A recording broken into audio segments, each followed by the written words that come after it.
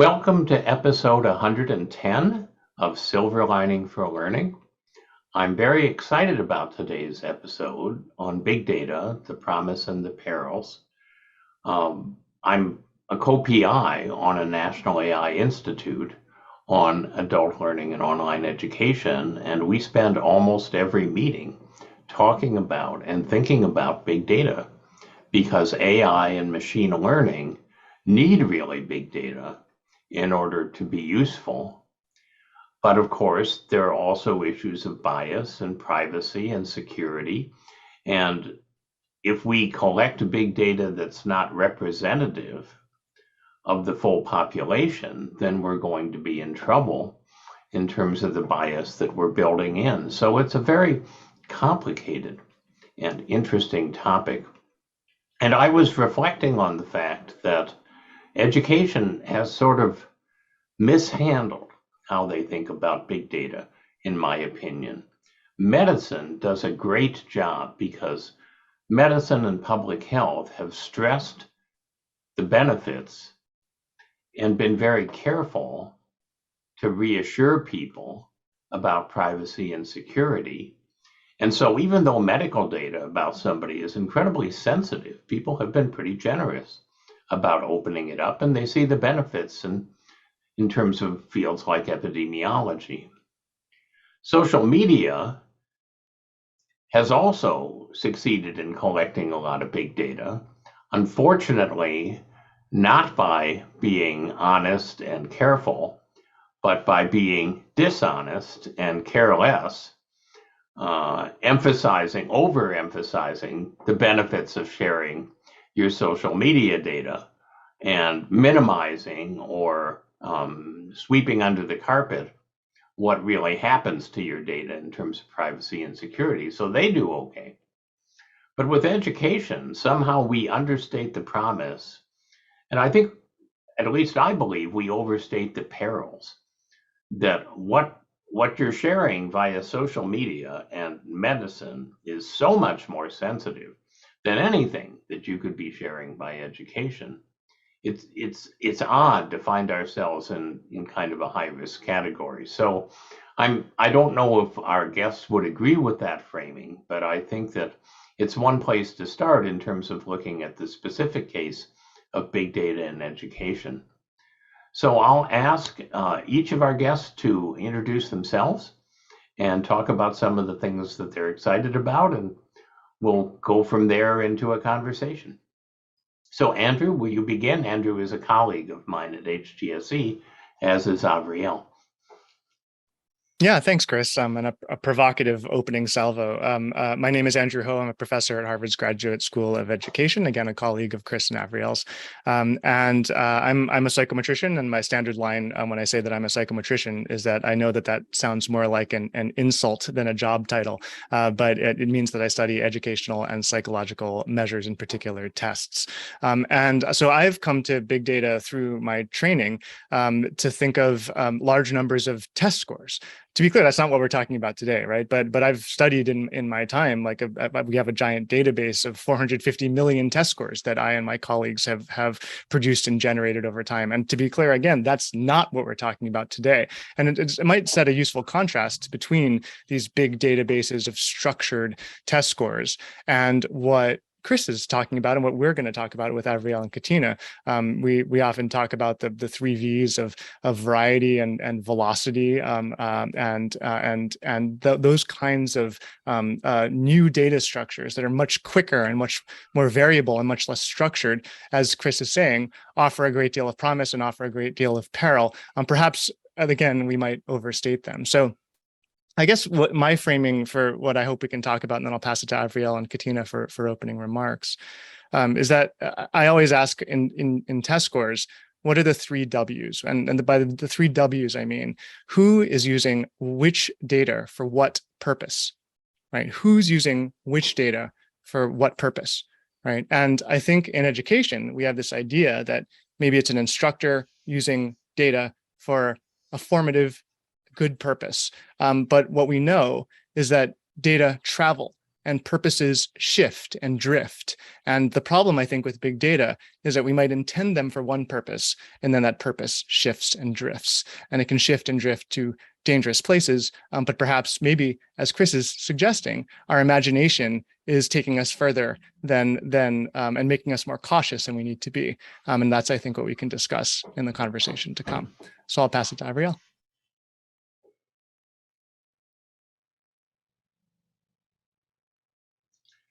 Avriel, are you frozen?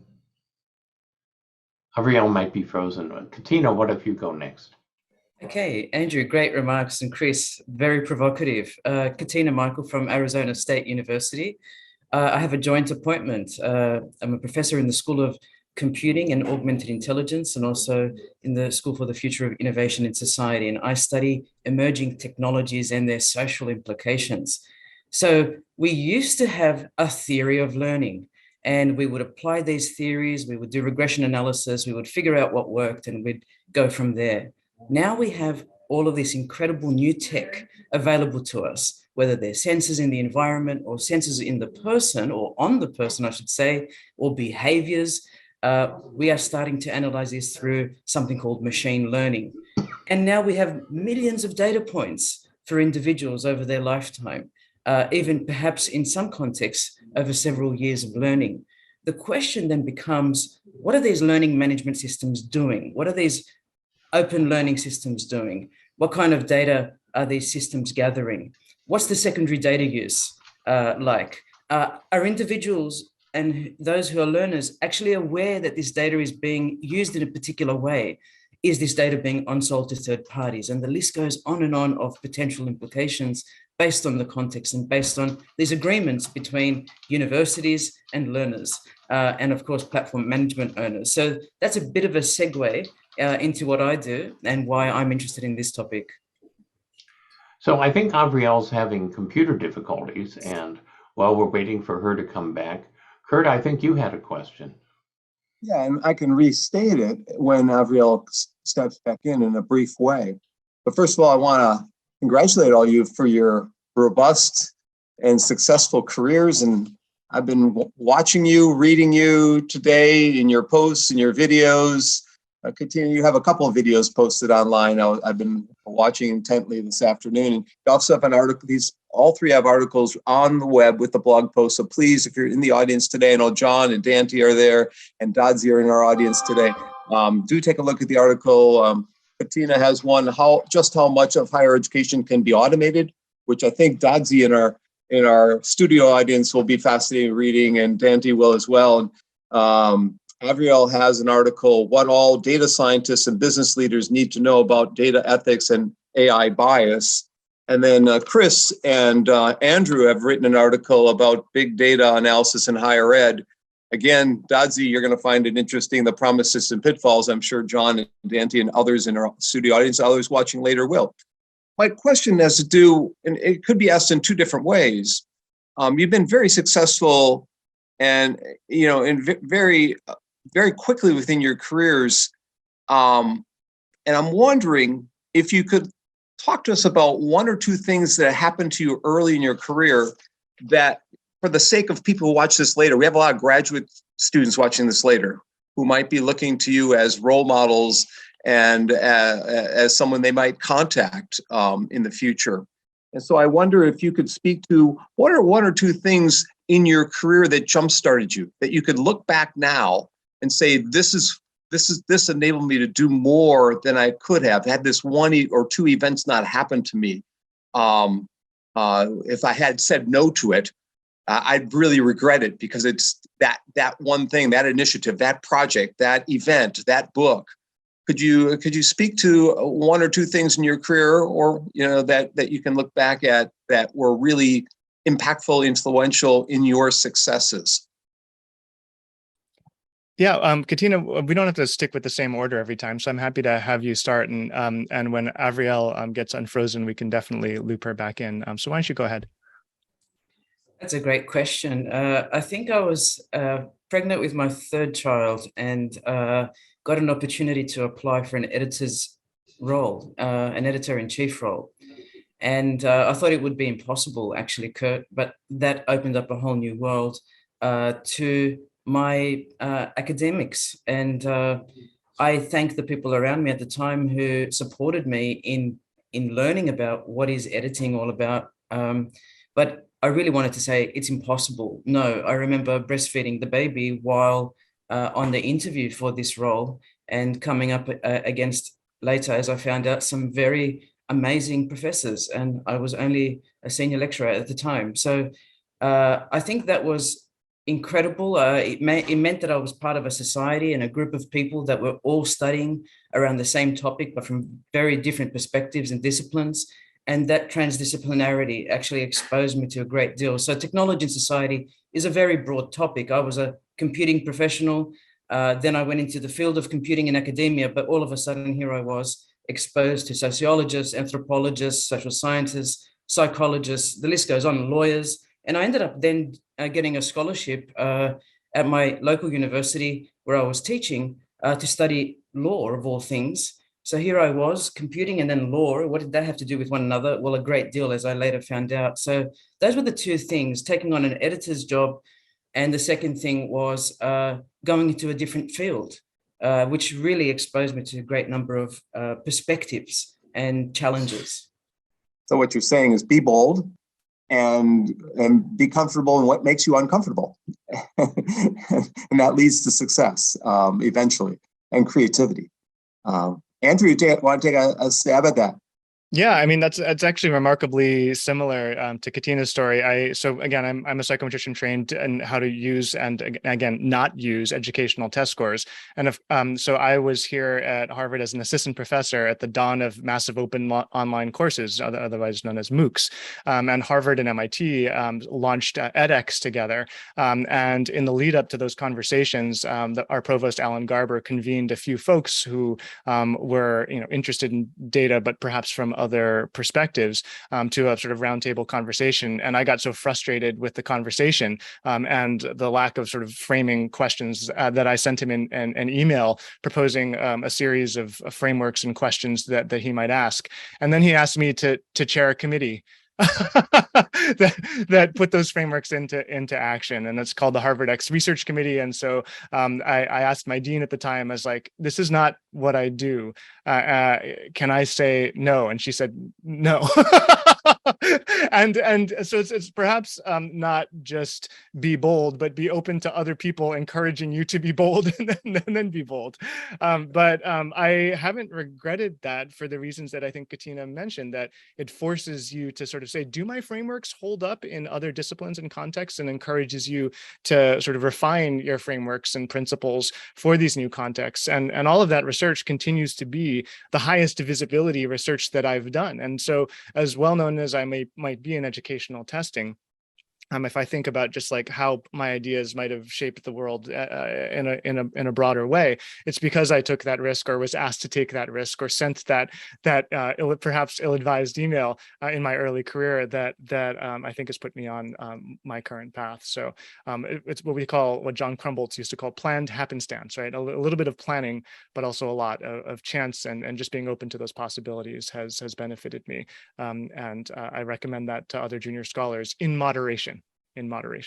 Well, that's how I got to know you.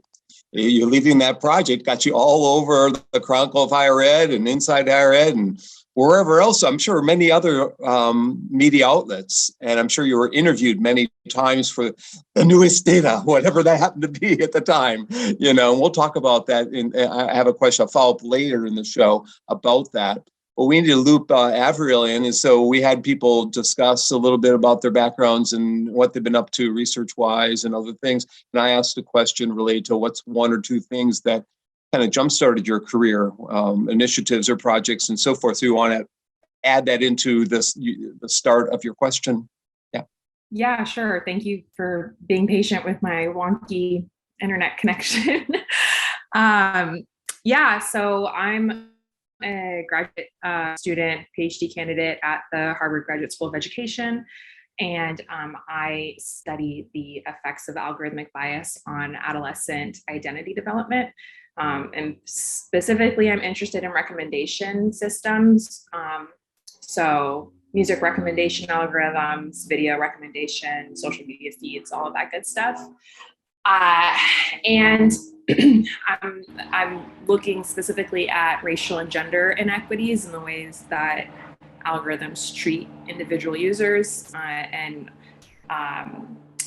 also looking at the differences in age and developmental stage and how that plays into algorithmic bias as well. Things that have shaped my very nascent career. I will say I got to give Andrew a shout out because I took a statistics course with him, and it gave me the confidence to go off and do even more exciting big data, data science, computational social science things. And I also, a couple years ago, did a research fellowship at Spotify where we looked at Spotify's recommendation algorithm and how it differentially treats individuals based on their age in regards to recommending artists that are not male artists, so mixed group artists, female artists, because they have a big issue with gender bias in their recommendation algorithm. So being able to work in an industry setting and at a giant tech company and kind of understand how research happens there and try to translate that into an academic context has been really interesting to me. Yeah, look up her videos and take a look. And those people in our studio audience, just type in her name and then watch her videos. She's got fascinating research that's being conducted. And again, there's an article on ethics and bias that you can read that's in the blog post. So thank you for joining us today. Young's going to jump in with the next question. Well, thank you. I'm just going to go back to something very basic, because big data is like the darling of everything. It's like something you have to order in a restaurant. You walk in, oh, I want big data. Okay, you know, with more big data. So I think like Avriel says about, you know, we're talking about bias, we're talking about promise, peril. I actually would like to ask each one of you to give us a very simple English definition of what does big data do? What can we use it for in education? And in what format, and how it might affect our children, our teachers. So just something really brief, so our audience does not have to go back to Google to for its definition. You know, so I would like this from and one of you. Maybe we can start with Andrew. Andrew, would you want to give us a 5 minutes in, well, 3 minutes in the kind of introduction to what is big data? Yeah, so I mean, the sort of naive, I think, start of the definition is, again, the sort of 3 V's. It's the volume, variety, velocity. And you know, Chris and I in our article tried to expand that a little bit more to think about purpose, right? Because ultimately, you know, whether data can be used for good, it has to start with for what. And so I think about purpose and then drift, right? Because the purpose often changes over time. So to give one very specific example, so one of the articles that I shared was actually about cheating detection. And initially we were going in to study how people learn. And then we saw these very strange patterns and we use statistical techniques to test convergence between multiple accounts that were clearly sharing answers with each other. Right. So one account would take the data of the answers, and the other account would sort of harvest them. And that was like, so initially we went in saying, let's learn how people learn. And then our purpose shifted, right? It drifted to being like, hey, wait a second, this is a problem, right? And so this is an example of how, you know, big data, every single click is recorded, every single interaction is recorded. And you can go in with an intention to learn how people learn. And we did, and we wrote a lot about that. But you can also learn a little bit of the sort of dark side, right? About, hey, wait a second, now that we see this, our attention goes here and our purposes drift. And it raises ethical questions about what you do with that information. We went in trying to understand how people learn. We found out how people are cheating. What should we then do? Should we rescind their certificates? They never knew that we were looking at their data to look for cheating. So it raises all of these again, promise and peril. Immense opportunity to learn how people learn and to hopefully accelerate that learning with, you know, Avriel was mentioning recommendation systems. Let's recommend them exactly what they need next to learn next, right? And that sounds ideal. But then again, purposes can drift, and they can drift in ways that raise serious ethical, moral questions about what we should do in response to what we learn. Thanks, Andrew. Avriel, you want to go next since yeah, you were mentioned already? Go ahead. Yeah, sure. I mean, when I think about big data, the first thing that comes to mind is just the granularity of information. So, you know, Andrew mentioned the clicks that you have done. I think, you know, it's so different to understand every minute action that an individual takes in comparison to like a survey response or, you know, some kind of other form of measuring some kind of construct. So that's the first thing that comes to mind. And then the other thing is just the promise of big data is the ability that techno optimists will say, the ability to predict things with incredible accuracy. And in many cases, that's true, but oftentimes it doesn't work accurately for everybody. And so that calls into question, like, if it doesn't work well for everybody, then does it actually work well? And in my opinion, that means no, it doesn't. But for many people, working really, really well and being really, really accurate for a large portion of the population, or the more important part of the population, is good enough for folks. So yeah, those are the two things that come to mind for me, are just the granularity, the fine-tunedness of the data, and its then use in predicting with extremely high accuracy. Thank you, Avriel. You know, one thing I'm trying to do in my life is to fight big data. So I do not log in on Google when I'm checking Google News. I do not want my data to adjust, you know, all the interface that presented to me. So I try to make systems not working for me, not working very well, by the way. It looks like big data, you know, is capturing, like Chris said, you know, more about me than I'm willing to. But anyway, so thank you. So Katina, what do you think big data can do and is, and the good and bad of it? Well, back in 2013, Keith Miller and I wrote an article which has probably been downloaded over 20,000 times. It was on the big data challenges and opportunities. And we described big data as both unstructured and structured data. And provocatively, I'm going to say the majority of our analytics in the future, our learning analytics, will come from unstructured data. Unstructured data such as this video that people are watching, and perhaps an analysis of our eyeball movements, even the way we are smiling perhaps, or our muscles in the lower part of our face are being used, whether we're attentive, whether our eyes are wandering, whether we're daydreaming, whether we are lying, whether we're telling the truth, allegedly, through these particular types of software and machine algorithms. But, you know, it doesn't stretch the mind to think in the future we will have more than just keystroke analysis and video analytics to go on by. We may even have sensors on our bodies or in our bodies, as time will tell us, and we'll see what that will dictate in terms of what is actually occurring in terms of patterns of behavior. And so I go back to Skinner, you know, in the 1960s, who talked about behavioral engineering and the teaching machine, and this idea of now we're coming up to persuasive design. How do we encourage learners to learn? As an associate dean, I was always concerned about the reduction of churn in our engineering faculty. What is causing our students to leave? Is it boring curriculums? Is it something else? How can we get that failure rate to get better? You know, when we've got 30 or 40% failure rates in some of those very complex problem-solving subjects and courses. And so I keep going back to stimulus response theories, whether we're going to provide a stimulus before the reward or after the reward, and gamification, and how does learning happen? Are we going to have machines as our mentors in the future, or are we going to really rely on humans to do that part of the equation? Character building, those things that are not content specific, but perhaps look at the whole person. So that's where my mind wanders, and it has great things related to risk, identifying students early on in their studies, perhaps as at risk. And I find that harmful in some cases because of the language we're using around this, at risk of failing based on sociodemographics, perhaps based on other kinds of demography. But I want us to have a big conversation about where learning analytics is going. So there's promise and there's also peril. So I want to share with you guys one thing. You may respond, you don't have to. So this was a few years ago in China.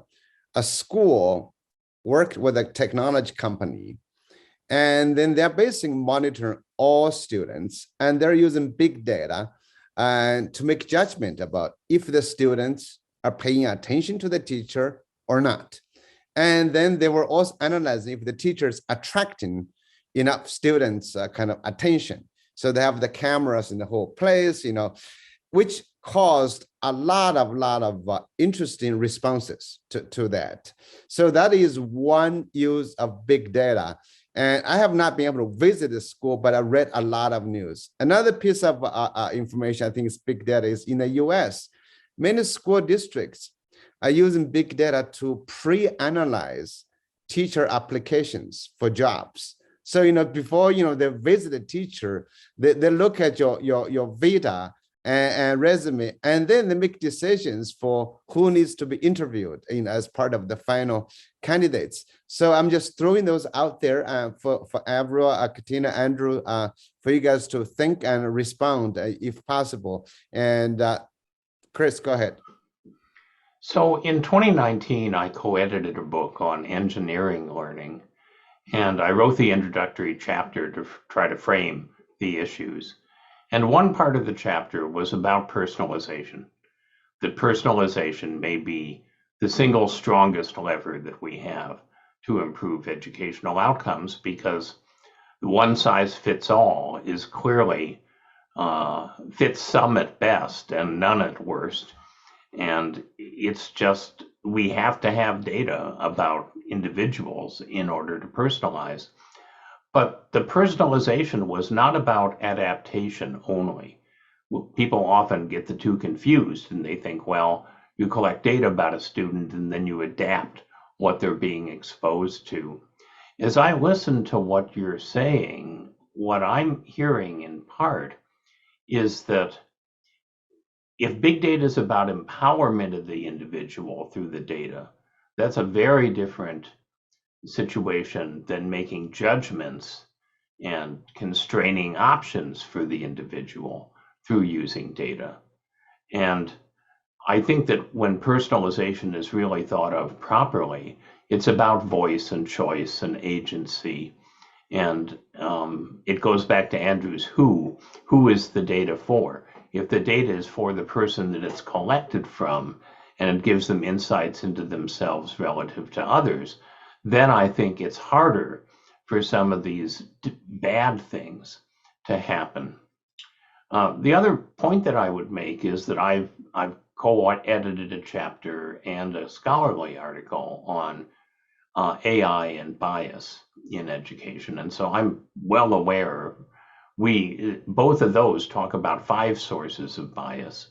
And I'm sure that that's not the upper limit. It's just the 5 that we could fit into a chapter and an article. But I worry that we're going to scare away the very people that we need to avoid bias, because people who have been marginalized in different ways by society are rightly very wary. And if we start to say, well, if we get your data, these bad people may do this, that, and the other thing, and so those groups opt out from contributing data, then we're guaranteeing bias. So it's sort of like voting, if you will. Voting has become a hazardous activity, at least in the United States, in a very polarized society. But not voting is not the way to get around that problem. So do you see ways in which the field might shift to think more about the empowerment of individuals and less about the empowerment of organizations and people who want to process individuals based on big data? I can start with that. Yeah, one of the first things that comes to mind for me is, if we're talking about agency and empowerment, especially of young people, that needs to happen with the design of the products that are being used in their educational spaces. So, there is a hypothetical data set that exists or can exist that you and your peers contribute to. And so, and here are some of the ways in which this can be used, and here are some of the opportunities, but some of the potential downfalls. What do you do with this? What do you do with this in a perfect universe? And I like to, I'm hoping to do something similar to that in my own dissertation work, of like helping youth understand what this is, and not even helping them understand it, but because they have a really good understanding of actually how algorithms work, and they have their own ways of manipulating the algorithms in their world and making them do what they want them to do, especially when it comes to social media. So yeah, I think being with students, and in my case, that is young people, but students obviously can be any age, and having them design the technology, like a public interest technology, if you will, to fit their needs. You want me to jump in with Dodsy's question? It's back to you, Avriel. Dodsy's asking, he'd really like to appreciate if the panelists can shed light on how big data and thick data can complement each other. And he's also asked us other questions earlier. Let's see if I can call them up here. He says, which data for what purpose? And can the panelists elaborate a bit on the connection between data and good AI? I don't know if anyone wants to grab any piece of any of those three stems, but Avriel, I think they're first go with you.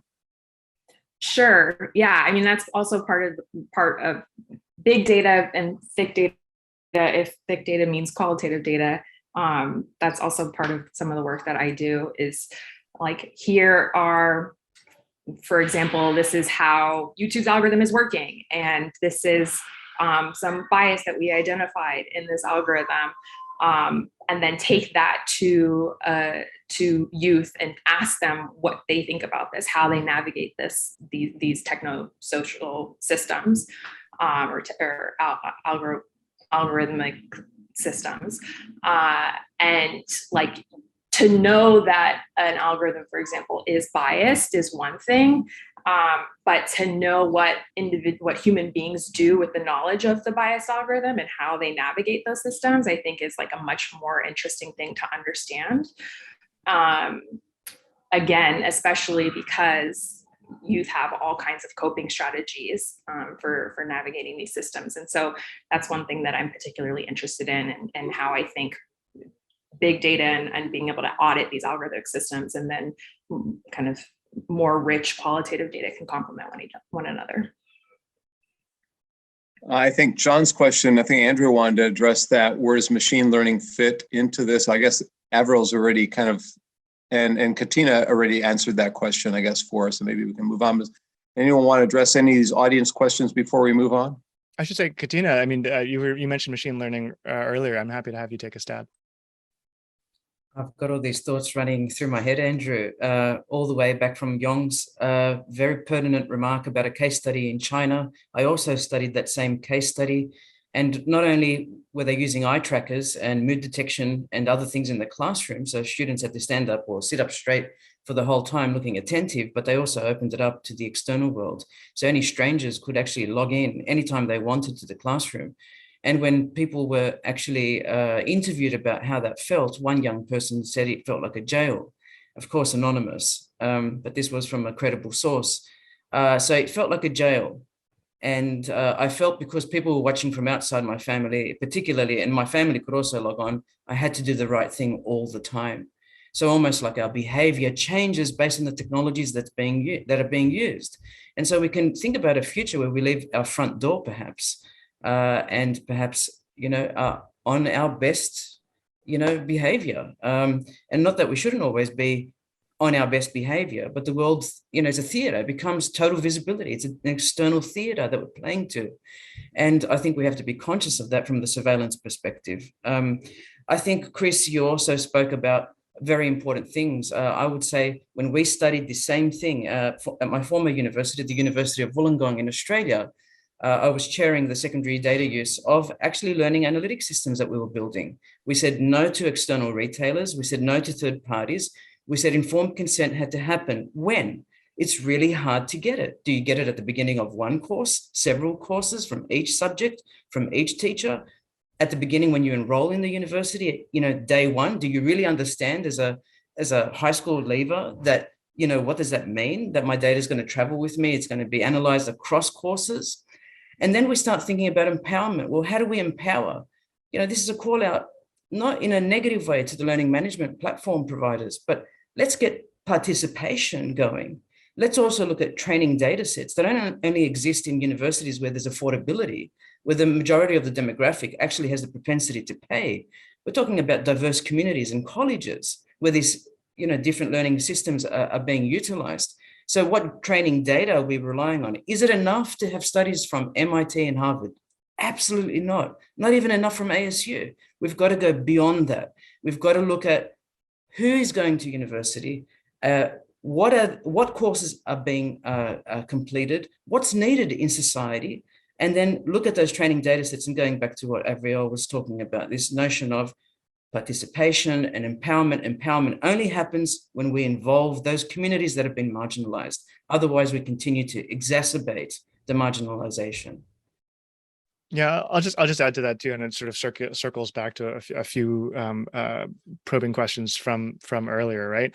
These predictive algorithms imply an action, right? What do you do with the prediction, right? And there's a very clear sort of branching path between the prediction that we just say, hey, this machine learning algorithm can predict this, right? And an action that we take in the future, or an action that we take from the people we learned the result from immediately, right? And so a lot of these recommendation algorithms make a prediction and have an immediate action on that person. And in the case of like shopping on Amazon, that might be relatively low stakes, but if it involves, for example, triaging someone out of a program, or even suggesting them for intervention, like let's say like I get flagged that someone is below some threshold. How do you know that my action is going to help them and not hurt them? I would take the position that absent extremely strong evidence that I am extremely well trained, that's going to triage and lead to people going out of the system more than doing nothing at all, right? So I think this is very well trod ground, and folks have contributed to this, but we just have to get past this idea that just because I can predict something means that I will be able to improve it thereby, right? And I think the default assumption has to be that you will make things worse, and to Avriel's point and to Katina's point, you will make things more inequitable absent some like massive effort and training to change the structure and system to reduce inequality and improve outcomes overall. So I just think there's a lot of laziness when we think about big data, about like, just because I can predict, therefore I can act in a positive way that reduces inequality. Not to be too negative, and I think we think we should really grapple with what Chris said. But I go back to, again, the 3 Ws. Who is using which data for what purpose?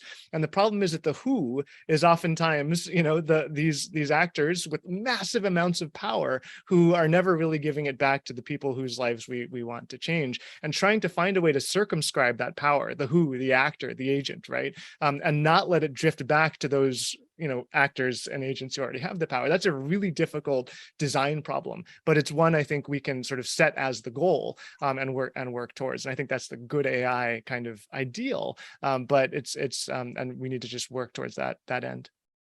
So Andrew, I was going to I was going to resist myself for asking this question, but what you started, and I got to ask this question. In that Batman movie, Spider-Woman wants to have an end to the past. Remember that? Remember that she said, I don't want to have the past. Remember that one? So, there's a lot of effort trying to build AI systems or learning system for human beings, precisely to do what you were talking about, right? You say, okay, the Skinner thing that Katina was saying, based on this, you will need this learning. That's what, it's a lot of people are trying to do that. They are trying all kinds of things. I have always I'm not an expert on big data, but I've always resisted that idea. I'm like you, just to say, who are you to determine I might need this? Yes, from data, the pattern might be like that, right?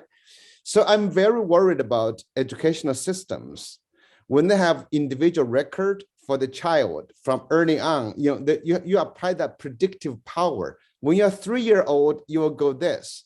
I'm thinking about another movie too. I think it was one Ants. One of the movies that when you're born soldier, worker. So we make these predictions. I'm very concerned about that. So I want all of you guys to comment. Is my concern justified in the field, or am I just too crazy to worry too much about this, using predictive patterns and other people's data to apply solutions to our children? Go ahead, Andrew. You can't see, but I'm pointing at Avriel. Got it. I mean, I don't think you're concerned. I don't think your concern is unwarranted.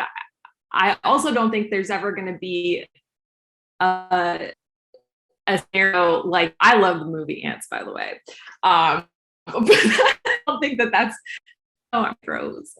Okay, I'm back. But anyway, I think the more concerning thing than somebody pointing a finger and saying, hey, you did this at 3 years old and therefore you deserve to go down this career path, is an accumulation of tiny nudges that silo people or children into narrower and narrower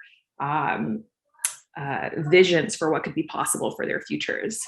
And so when Andrew was talking about flagging systems in learning management systems, or an instructor being able to say, hey, this person is at risk of dropping out or whatever, the accumulation of all of those different kinds of flagging systems or recommendation systems pointing somebody in a direction that they might not otherwise have taken. And then the question becomes like, how different is that from like a bunch of human beings doing that to a child? Because we do that to our kids all the time. But I think the big difference is this big data piece, which is like, we are aggregating all of the data of all the individuals that we can touch to then make a prediction on this individual child's life or potential outcomes. And I don't know in the real world how big of a difference of that aggregate of big data makes in that individual's life in comparison to just like a handful of adults that they come into contact with. But it is something to keep in mind. Kurt, you had something? Yeah. Now, keep in mind that I used to be a CPA, and this is not being worn because of that. This is Ukrainian colors, okay? But in my dissertation, back in the late 80s, I studied keystrokes, and we created a keystroke mapping system in WordPerfect. And it was like watching a player piano in an old Western movie just scroll across the screen. But it was really boring. It's almost as boring as being an accountant, okay? So given that this show is Silver Lining for Learning, I wonder if each of you could offer us what's one thing that has you optimistic about this field, whether it's a technology or a way of looking at the data, a new viewpoint, a model or something. What's something that you've been reading about or studying or in the midst of or heard other people at conferences talk about? What's the one thing, if you were to pull out, that's got you optimistic for this field?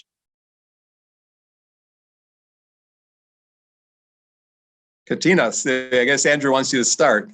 Yeah, I've detected a pattern, Andrew. Now, it's not a computing pattern, but you always give me the hard questions first. I think that's what over to me. But actually, no, let's gamify this a little bit. I'm going to say there's a lot that we can be hopeful about. And, we have a lot of research being poured into human-robot teaming. There are obviously some things that machines can do that are brilliant and much better than us as human beings. And at the same time, I think we've figured out things like criminality of face. It's just like detect the learner who's going to fail, is bogus, right? So we've figured a few things out by now, that if we rely on our training data sets and historical data, we're going to be in a bother in most systems and most contexts and most application areas.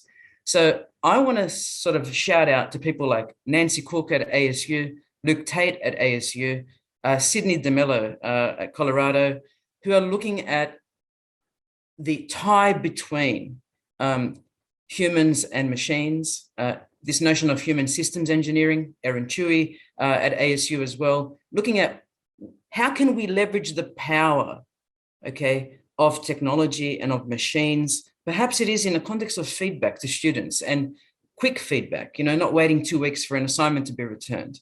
At the same time, it's how do our students harness the power of this technology, e.g., to write better grammatically, to have better stylistic expression, to learn. Okay, so I think there's optimism if we just keep it to basics.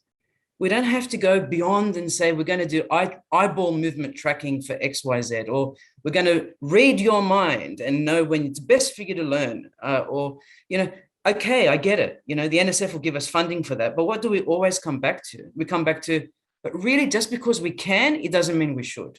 Okay, it's the fundamental, I think, premise that Andrew's been telling us today. But I like what I'm hearing from the team at large today, and I think they're my few points. We can leverage technology for good. We've got to hone in on that which matters and not so much be distracted by the bells and whistles that don't really matter. But let's keep focused. Yeah, in my dissertation, we were looking at writing as thinking and trying to help students come up with better revisionary tactics. So there was a goal behind the big data that we had, right? And all that. Yeah, Andrew? Yeah, and I just wanted to follow up on that. Again, I keep saying who and which data for what purposes. And I think as long as we keep the who as like the student, and the teacher and their agency and their choice, right? So that it's not like putting people onto paths without ever giving students a choice, right? Or teachers a choice, right? It's all of it is, if we're not cautious, it can be about stripping away agency. And so what I've, I'm just like Nella Rourke, Victor Lee. I just sort of think about people who are like deliberately putting the data in the hands of people to inform their decisions, right? And so it's not just like the people with the power are putting you on this predetermined path. That as a result of this, AI or prediction or machine learning activity, I feel empowered, right, to make better decisions, right? And so the who becomes the student, and the who becomes the teacher and the student, co-creating something together. That's data for good, in my opinion. And it all starts with the agency, the choice, right? The informed choice and action that the student can decide for themselves, right? That to me is a clear guiding principle.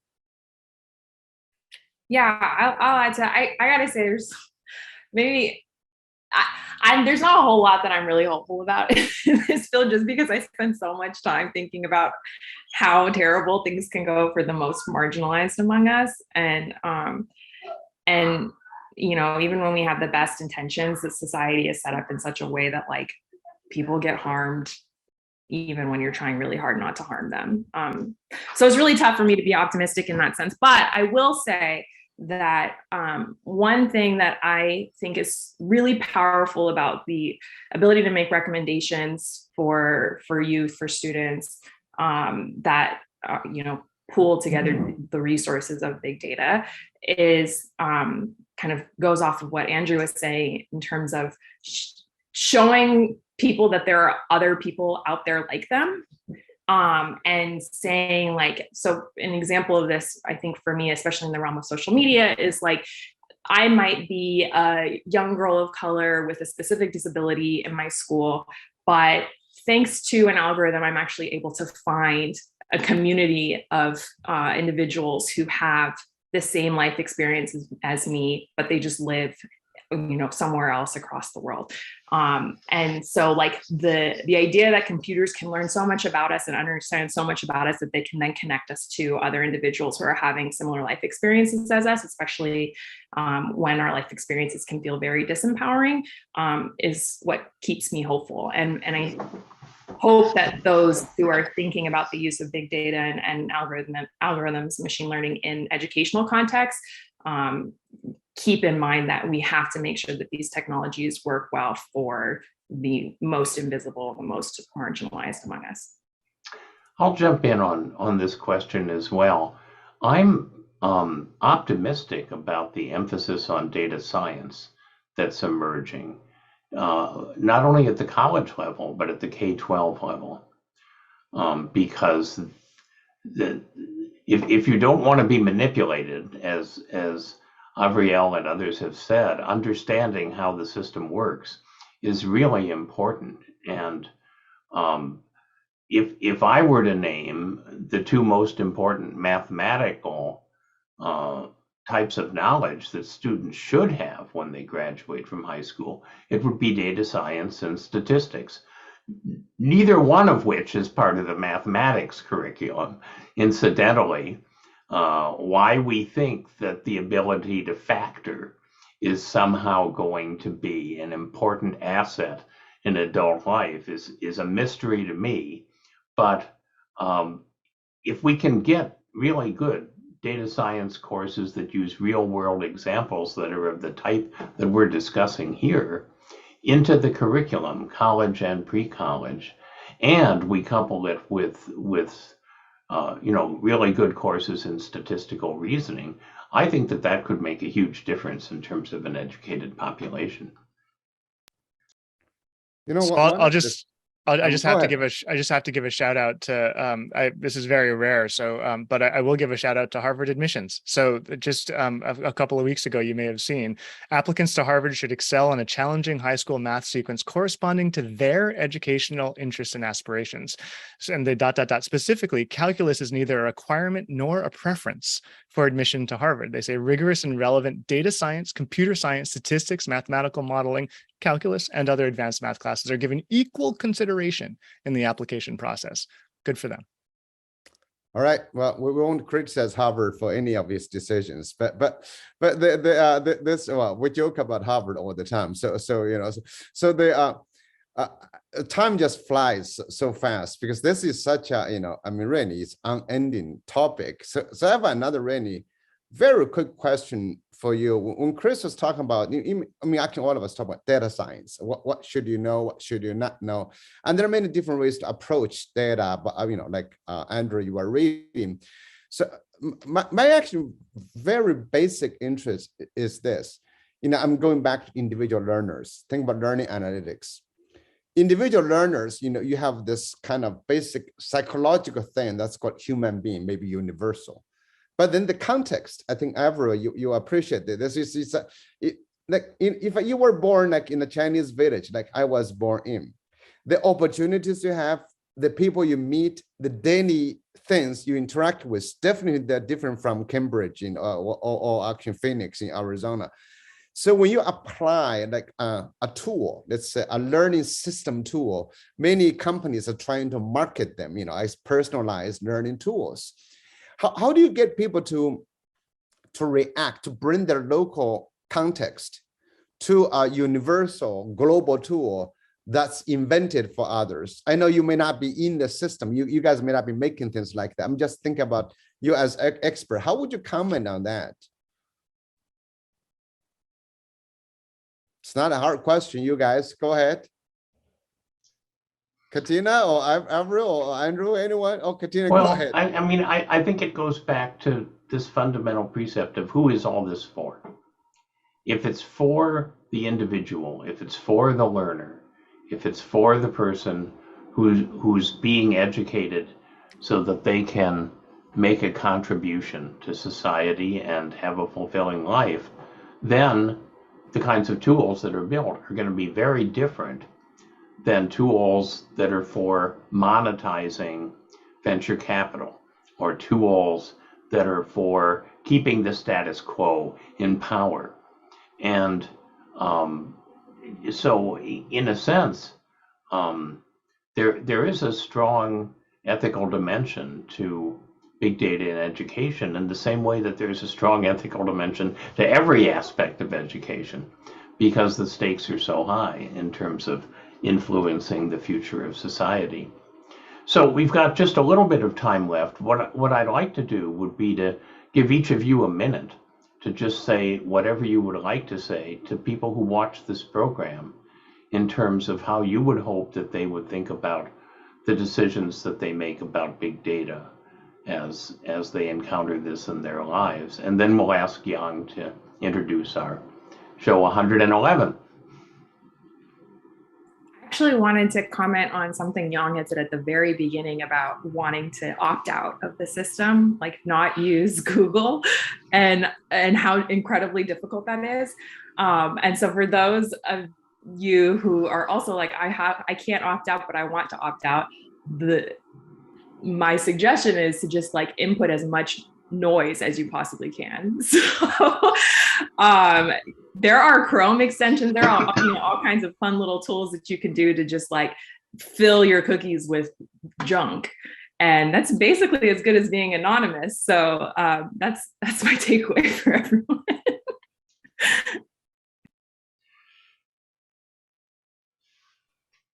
There we go again, Andrew. Only kidding. I go back to what Young just commented on. I think it's a fabulous comment, Young. Being an Associate Dean International, where I was overseeing 8 campuses throughout Asia and the Middle East, I really got to see learning in different cultures and different settings. And we're not building learning management systems for everybody. It's more like the Pareto principle, right? You're not going to see these kinds of things being or they've attempted to in even refugee camps. My husband taught in one camp in 2007-8. And of course, the thing was they didn't have internet access and they didn't have electricity most days. So the question then becomes, are we being realistic? Who are we building these systems for? Where is the equity? When we talk about equitable AI, it's not even about even dodging the algorithms and algorithmic bias, which is happening, obviously, as we've discussed in this program, but going back to very basic UN SDG goals and looking at different nations and their context. Young, you're exactly right. What are the opportunities for this kind of data and how are the systems being applied if they do exist? Are they being applied in a controlling manner, in a manner that says, I will surveil you for care, or is it really for care? And I want to just shout out also to our academics, actually.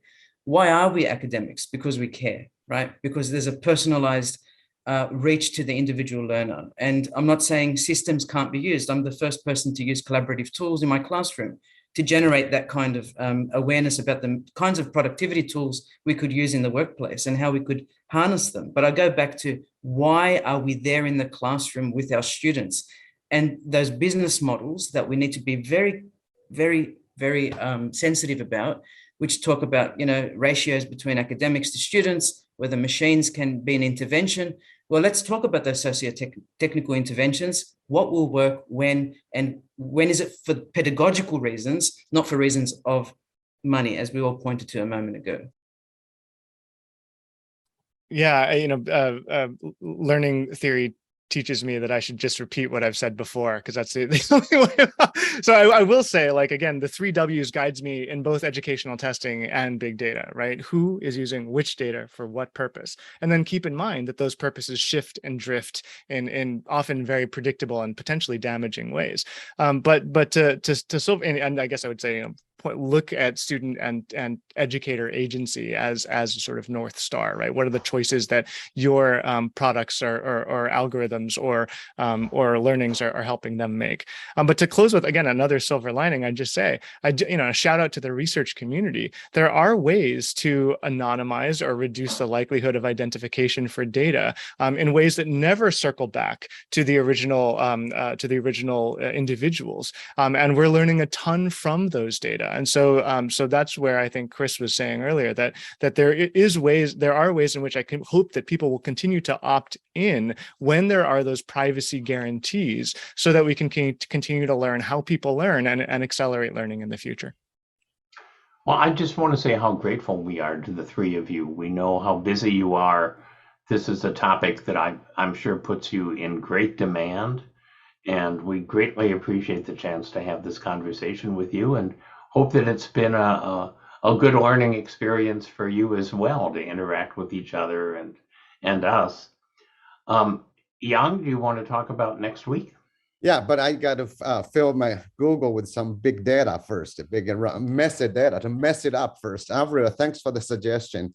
And I also really want to acknowledge what Katina was saying. I think eventually, the big data have to deal with human nature as well as culture, the nature of culture, if you want design learning systems. And so I think, and so thank you all of you guys. That was wonderful. And next week, for our next episode, we're in doing something very strange. I was not sure if we want to do this, but then later on I decided we should have an episode. So this is a very new thing. A lot of K-12 schools are beginning to enter into higher education.